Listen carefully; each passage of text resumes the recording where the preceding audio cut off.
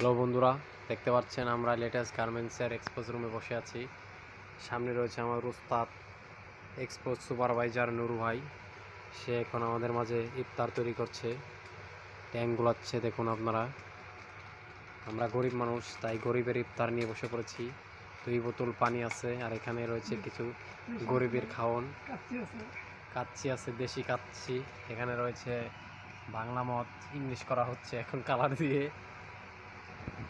এই হচ্ছে আমাদের এক্সপোজ রুম। এখানে দেখতে পাচ্ছেন কত সুন্দর ডিজাইন রয়েছে, এগুলো দিয়ে অনেক সুন্দর সুন্দর ডিজাইন তৈরি করা হয়।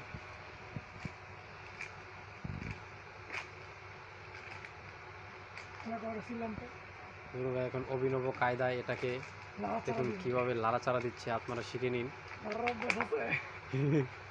লাড়ালাড়ির অভ্যাস থাকলে জানাবেন।